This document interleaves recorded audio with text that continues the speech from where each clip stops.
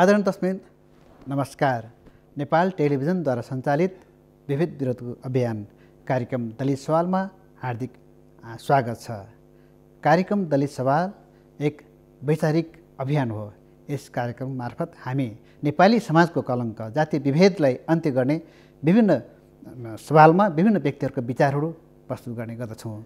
त यसै क्रममा आज हामी संविधान कार्यान्वयनको 7 वर्षमा नेपालको दलित आन्दोलन कहाँ छ र यसको गन्तव्य कहाँ हो त भन्ने सवालमा छलफल गर्नेछौँ। त यस विषयमा छलफल गर्न आज हामीसँग स्टुडियोमा हुनुहुन्छ नेकपा एमालेका पोलिट ब्युरो सदस्य जितु गौतम र त्यसै गरी नेपाल कम्युनिस्ट पार्टीका केन्द्रीय सदस्य रामलाल गौतम।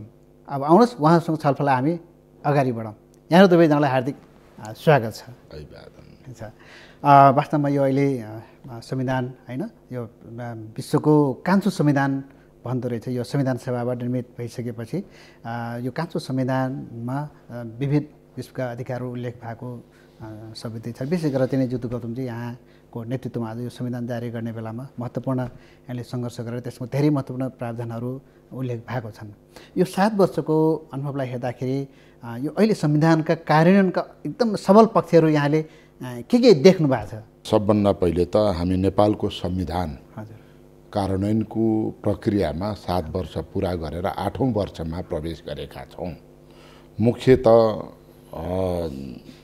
जनसङ्घर्ष, जनआन्दोलन र नेपाली जनताको एउटा परिवर्तनको चाहनालाई सम्बोधन गर्दै संविधान सभा मार्फत नयाँ संविधान 2072 सालमा जारी भएको छ र यो संविधानले देशका तमाम समस्याहरूलाई दृष्टिगत गर्दै धर्मनिरपेक्षता, समावेशी, समानुपातिक र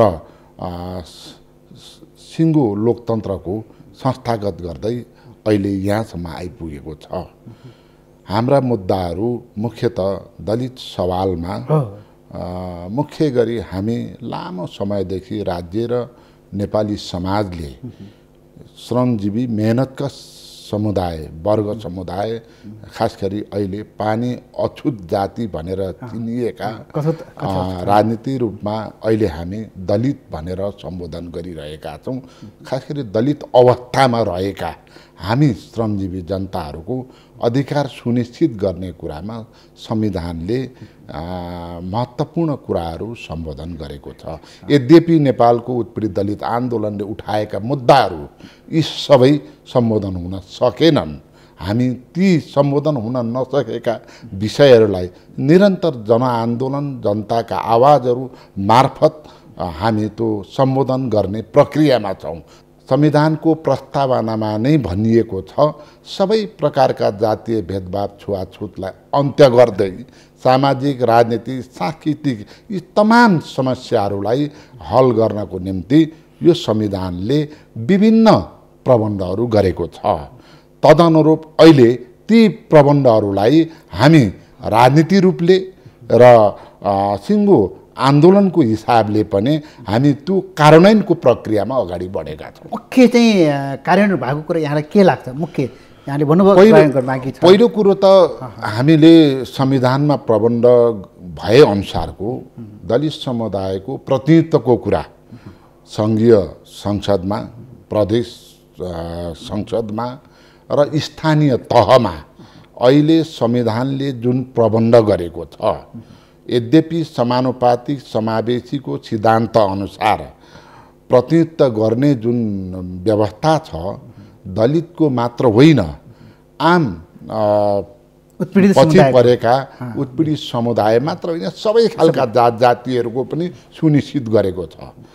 जस्तै हामी प्रतिनिधि सभाको प्रबन्धमा धारा 84मा निर्वाचन प्रणाली प्रत्यक्ष तथा समानुपातिक निर्वाचन प्रणाली छ। समानुपातिक निर्वाचन प्रणालीमा हामी जनसङ्ख्याको अनुपातमा सबैको प्रतिनिधित्व सुनिश्चित गरिएको छ। यद्यपि हाम्रो माग मुद्दाहरू भनेको अरू सबै जातिहरू कुनै न कुनै समयमा राज्यका विभिन्न तहमा प्रतिनिधित्व हुँदै आए, तर उत्पीडित दलित समुदायको त्यो अवस्था रहेन र मुख्य संविधान निर्माणको चरणमा पनि हामीले अबको राज्यको सहभागिता र प्रतिनिधित्वको कुरामा दलित समुदायको नै हो मुख्य एजेन्डा भन्यौँ हामीले। तर संविधान निर्माण गर्ने कुरामा अहिले जनजाति, खस आर्य, थारू, दलित, मधेसी, मुस्लिम भनेर सबैको प्रतिनिधित्व समानुपातिक प्रबन्ध गरेको छ। त्यो सँगसँगै महिलाको चाहिँ विशेष व्यवस्था गरेर 33% कोटा प्रबन्ध गरेर हामीले प्रतिनिधित्वको अवस्था बनेको छ। तर हाम्रो मागहरू त्यतिमा सीमित थिएन।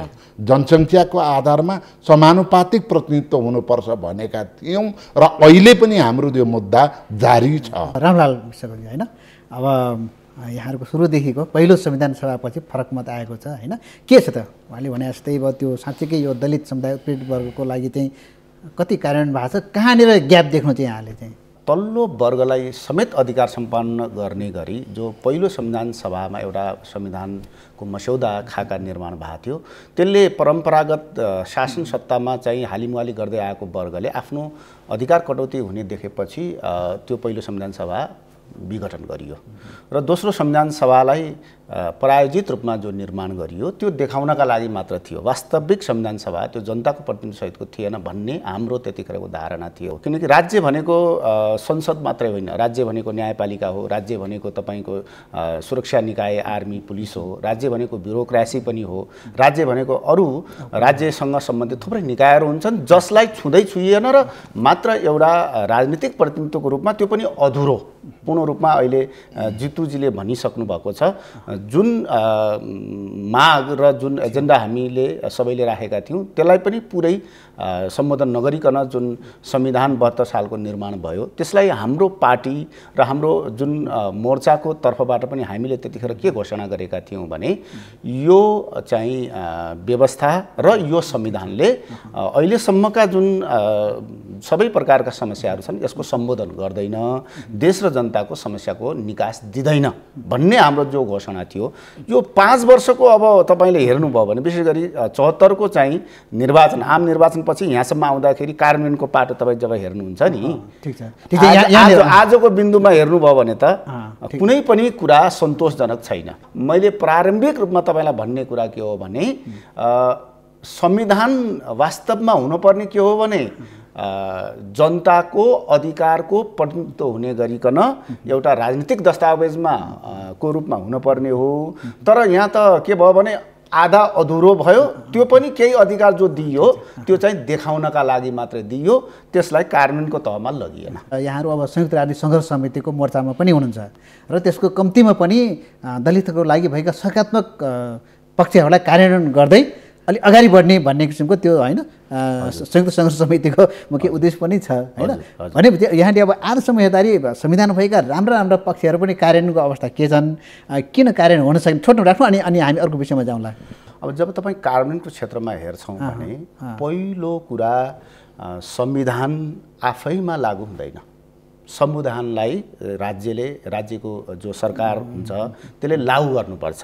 यहाँ देखियो के भने थुप्रै कुराहरू यद्यपि दलित सवाललाई लिएर दलित समुदायको अधिकारलाई लिएर उल्लेख गरिएको पनि छ, मौलिक हकको रूपमा पनि उल्लेख गरिएको छ। तर त्यसलाई कार्यान्वयन गर्नका लागि त कानुन चाहिन्छ, कानुनले मात्रै पुग्दैन, नीति कार्यक्रम चाहिन्छ, होइन, त्यतिले मात्रै पुग्दैन, निकायहरू चाहिन्छन् त्यसलाई कार्यान्वयन गर्ने, संरचना संवैधानिक आयोगहरू चाहिन्छन्, होइन, थुप्रै निकायहरू चाहिन्छन्, त्यहाँ प्रतिनिधित्वको सवाल आउँछ। त्यहाँ यो सबै कोणबाट हेर्दाखेरि राज्यको ट्रेन कस्तो देखियो, प्रवृत्ति के देखियो भने हेर्नुहोस् है, पहिला अधिकारको बारेमा राज्यले सुन्दैन थियो विगतको प्रवृत्ति, अहिले सुन्छ, त्यो आधा आधी सुन्छ, अंशमा सुन्छ, लेख्छ पनि, होइन, संविधानमा कानुनमा कहीँ यसो सम्बोधन पनि गर्छ, लागू गर्दैन। अहिलेको प्रवृत्ति यो देखिएको छ, हेर्नुहोस्, होइन, संसदमा प्रतिनिधित्व भएको छ नि, दलितको प्रतिनिधित्व भएको छ, आंशिक भएको छ, भने जति भएको छ। तपाईँले संविधानका यहाँ धाराहरू हेर्नुभयो भने अहिलेसम्म त्यसलाई लागू गर्ने चाहिँ कानुन त बनाइएको छैन, होइन, कानुन बनाउने प्रश्न छ नि। भने अंशमा त भएकै छ, अलिअलि प्रतिनिधित्व त पहिला पनि भएको थियो होइन। अब तपाईँले जहाँसम्म अर्को प्रश्न गर्नुभयो, हाम्रो पार्टी या हाम्रो मोर्चा पार्टी अन्तर्गतको होइन, पछिल्लो कालखण्डमा जब यो राज्यमा अलिकति सङ्कट आइसकेपछि हामीले गरेको प्रस्ताव के हो भने हाम्रो अरू पार्टीहरूसँग विशेष गरी संसदवादी राजनीतिक पार्टीसँग हामीले गरेको प्रस्ताव के हो भने तपाईँहरूले चाहिँ अब यो चाहिँ 50औं वर्षसम्म अब चाहिँ नेपालमा राजनीतिक क्रान्ति पुरा भयो, अब आर्थिक समृद्धिको युग सुरु भयो भन्नुभएको थियो। अब हामीलाई दायाँ बायाँ कसैले केही गर्न सक्दैन भन्नुभएको थियो। तपाईँहरू पनि अब फेल हुनुभयो, हल त दिएन नि व्यवस्था र संविधानले। हामी पनि यसले हल गर्दैन भनेर एउटा फरक ढङ्गले चाहिँ सङ्घर्षको बाटोबाट अगाडि बढिरहेका थियौँ र अब 2 वर्षको प्रतिबन्धपछि त्यो तपाईँहरूले पुष्टि गर्न नसकेर अब तपाईँहरू पनि अब पुनर्विचारमा आउनु भएको छ। त्यसो हुँदाखेरि मिलेर गरौँ न त।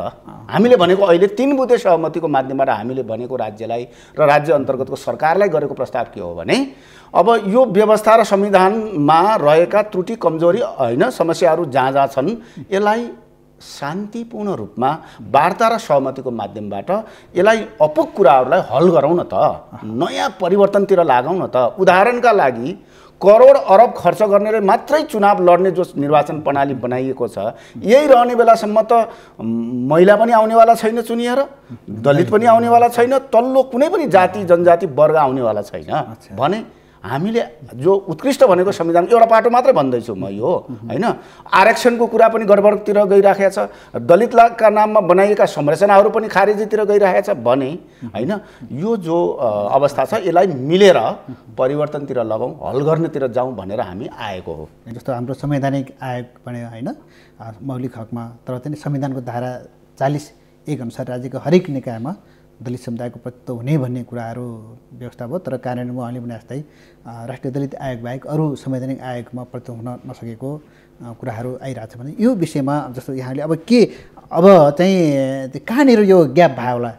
यो कार्यान्वयनको सवालमा अहिले संविधानले जुन प्रबन्ध गरेको छ विभिन्न धारा अन्तर्गत हाम्रा अधिकारहरूलाई सुनिश्चित गरेको छ, जसमध्ये अहिले हामी मौलिक हकको कार्यान्वयनको सन्दर्भमा कानुन बनाउने जुन अवस्था हो, हामी धारा 24 को जातीय भेदभाव छुवाछुत सम्बन्धीको जुन धारा हो त्यसलाई अघिल्लो 68 मा पनि त्यो ऐन बनिसकेको थियो र पछिल्लो संविधान जारी भइसकेपछि अझ त्यसलाई व्यवस्थित गर्न 2075 मा अर्को प्रबन्ध गरेर जातीय भेदभाव छुवाछुत कसुर सजाय ऐनलाई पुनः कानुन बनाएर अगाडि बढेको छ र त्यो कानुनले धेरै कुराहरूलाई सम्बोधन गरेको छ।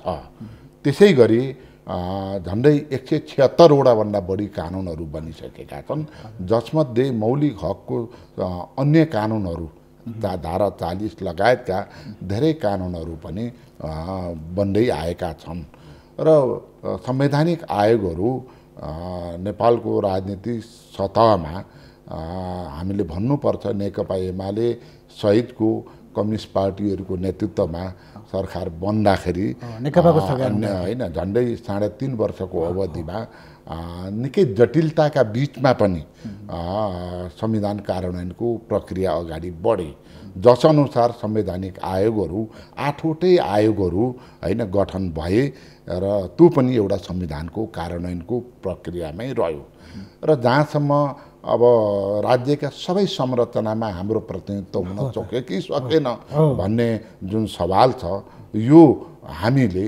साह्रै व्यावहारिक ढङ्गले पनि हेर्नुपर्छ।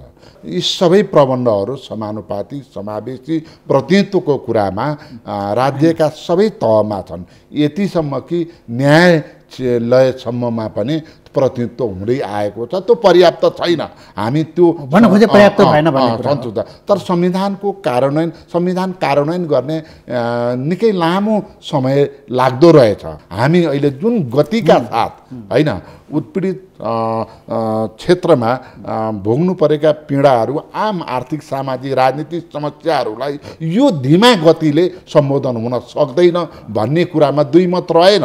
तर संविधान जुन प्रबन्ध गरिएको छ यो प्रबन्ध नै बेठिक छ र नयाँ कुरा आउनुपर्छ भन्ने कुरामा बहस त होला, तर कानुनमा प्रबन्ध भएको कुरा जबसम्म कार्यान्वयनमा जाँदैन तबसम्म त्यसको परिणाम हामीले देख्न सक्ने अवस्था भएन। हामी अहिले कार्यान्वयनसँगै परिणामलाई चाहिँ अपनत्व गर्ने ठाउँमा छौँ र त्यो गतिले अगाडि बढेको छ।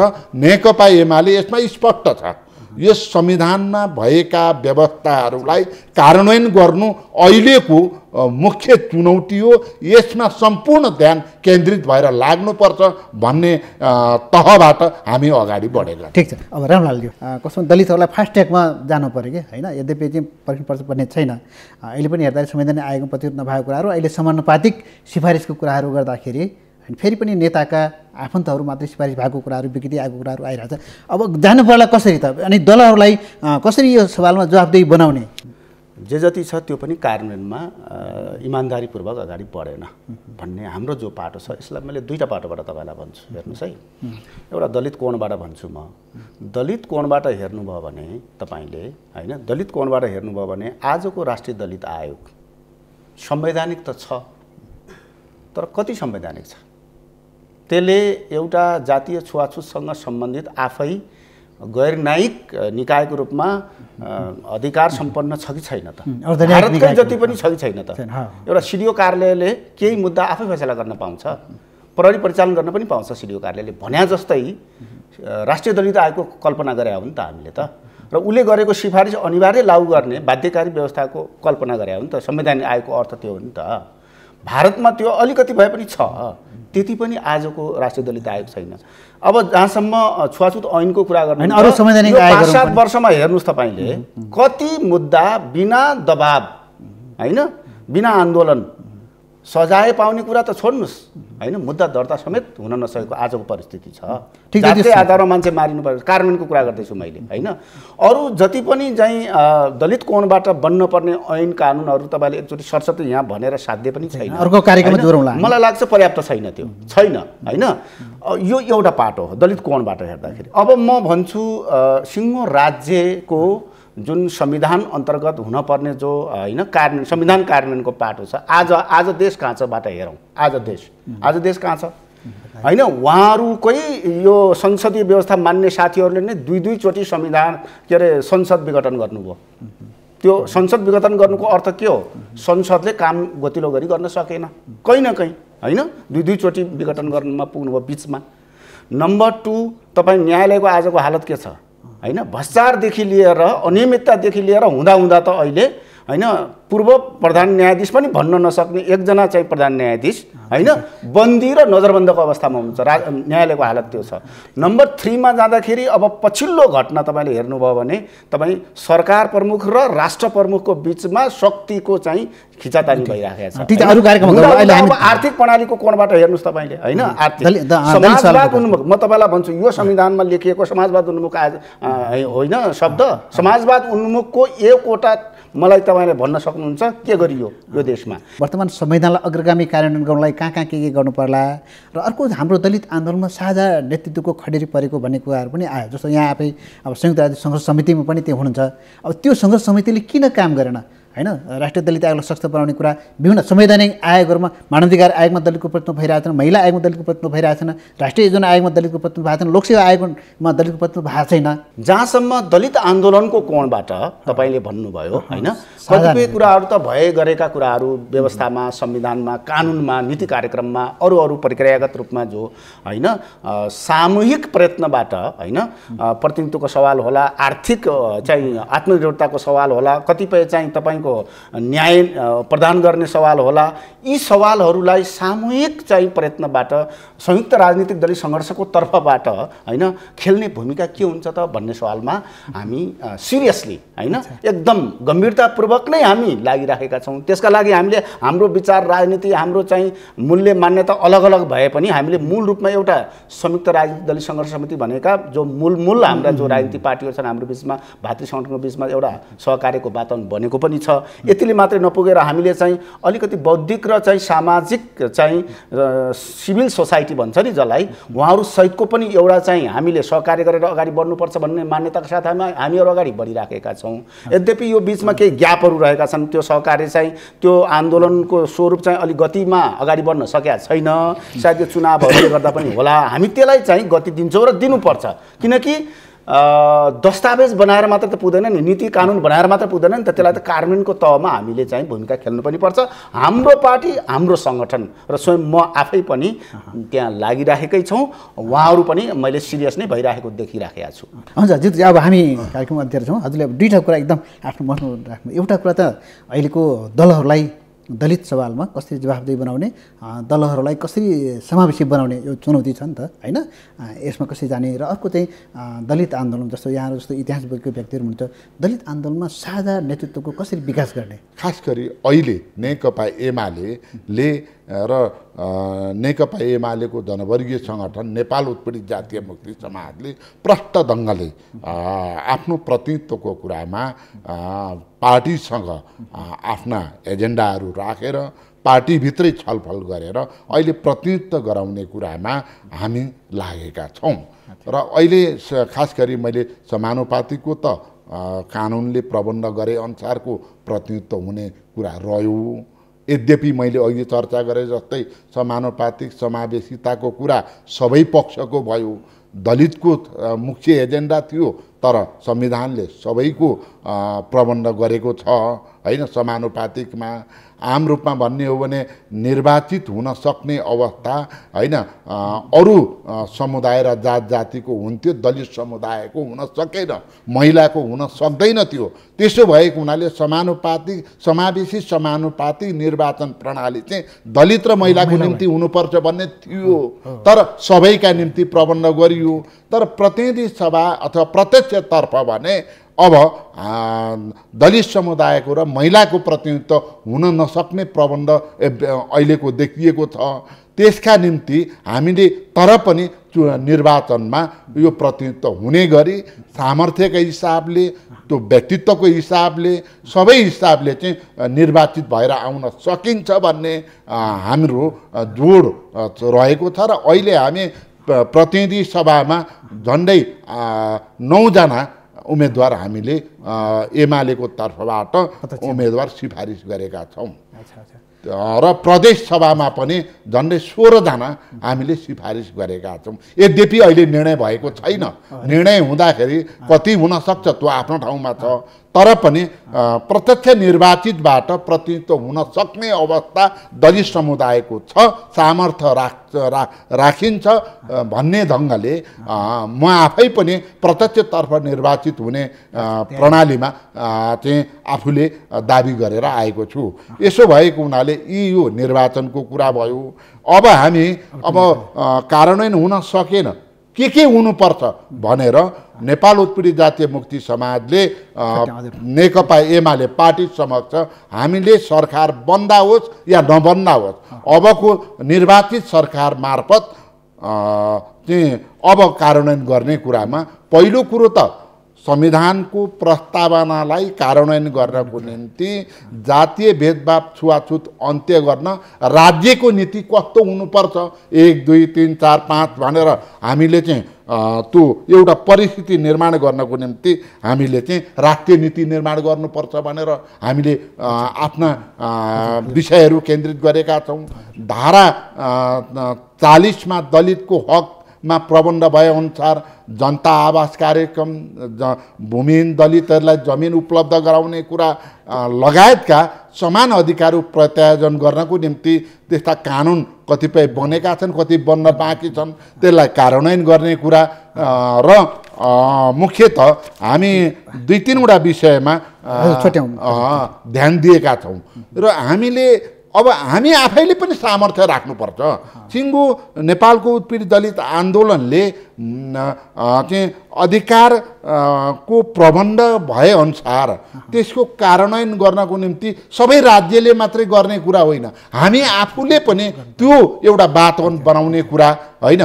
स्थानीय तहदेखि प्रदेशदेखि सङ्घदेखि लिएर सिङ्गो राज्यका संरचनाहरूमा प्रतिनिधित्व हुने कुरा, बनेका संवैधानिक आयोगलाई प्रभावकारी कार्यान्वयन गर्ने कुरा, मन्त्री परिषदहरूमा निर्णायक भूमिका खेल्ने कुरा होइन, राष्ट्रिय स्तरमा मात्र होइन अन्तर्राष्ट्रिय स्तरमा पनि नेपालको दलित आन्दोलनका मुद्दाहरूलाई सशक्त कार्यान्वयन गर्नको निम्ति लबिङ गर्ने कुरा, यी सबै कुराहरू हामीले पनि आफ्नो ढङ्गले पहल कदमी लिनुपर्छ।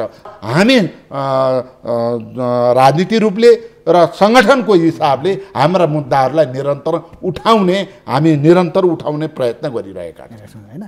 हुन्छ, अब हामी अन्तिममा छौँ। एक दुई पोइन्ट एकदम केही थप्नु पर्दैन। एकै मिनटमा मैले दुईवटा कुरा मात्रै तपाईँलाई उल्लेख गर्न खोजेको। एउटा पाटो तपाईँले साझा नेतृत्वको जो कुरा गर्नु पनि यो कसैले बन्छु भनेर हुने कुरा होइन। दुईवटा विषय भयो भने साझा नेतृत्व हुने कुरा हो। एउटा समकालीन राजनीतिक अवस्थामा सबैले मान्ने एजेन्डा जसले उठाउँछ, सही एजेन्डा जसले उठाउँछ, एक। दोस्रो निस्वार्थ, कुनै स्वार्थ नराइकन त्याग तपस्या बलिदानी गरेर राष्ट्र र जनताको प्रश्न जो उठ्छ त्यो सर्वमान्य हुने हो। त्यसमा अब हामी लागेकै छौँ।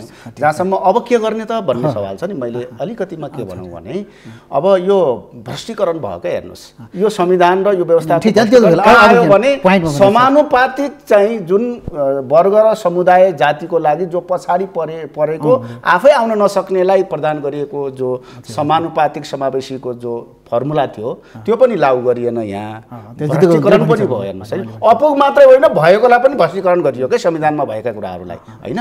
जो जितेर आउने नेतालाई समेत त्यहाँ राख्ने जो गरिएको छ, नातावाद कृपावाद गरिएको छ, यो सबै कुराले पनि के निष्कर्षमा पुर्याउँछ भने विद्यमान व्यवस्था र संविधानबाट समग्र देश र जनताको समस्या समाधान हुँदैन। बरु यहाँ हामी सबै कहाँ गर्न पर्ने भयो भने यत्रो बसाउन त कहाँ हो, राजनीतिक कोणबाट समग्र कोणबाट पनि कहाँ हो अपुग, राम्रो कुरा कहाँ हो त्यो पनि छुट्याउँ, अपुग कुरा कहाँ हो कसरी हल गर्ने त्यहाँ पनि छुट्याउँ, दलित आन्दोलनको साझा कोणबाट पनि बसाउन त एकचोटि समीक्षा गरौँ होइन। अहिलेसम्म चाहिँ सम्बोधन भएका लागू गर्न सकिने राम्रा पक्ष के हो छुट्याउँ, लागू गर्न लागौँ, अपुग कुराको लागि थप अगाडि बढौँ, यही हो। हामी तयार छौँ। आजको कार्यक्रममा आएर यहाँ दुवैजना विद्वानले आफ्ना पार्टीगत आफ्नो संस्थागत धारणा राखिदिनु भएको छ, त्यसको लागि कार्यक्रम दलित सवालको तर्फबाट यहाँहरू दुवैजनालाई हार्दिक धन्यवाद दिन चाहन्छु। नमस्ते, धन्यवाद। आदरणीय दर्शकबिन, आजको छलफल यहाँलाई कस्तो लाग्यो? आफ्नो प्रतिक्रिया अवश्य लेखी पठाउनलाई यस कार्यक्रमलाई नेपाल टेलिभिजनको वेबसाइट www.ntv.org.np मा लगइन गरेर हेर्न सक्नुहुनेछ। साथै मोबाइल एप्स र युट्युबमा पनि सर्च गरेर हेर्न सक्नुहुनेछ। त आगामी बुधबार दिउँसो 1:25 बजे हाम्रो सरकारको अर्को नयाँ विषय लिएर यहाँहरू समक्ष उपस्थित हुनेछौँ। तबसम्मको लागि कार्यक्रम दलित सवालका सम्पूर्ण युनिट यहाँबाट बिदा चाहन्छौँ। नमस्ते।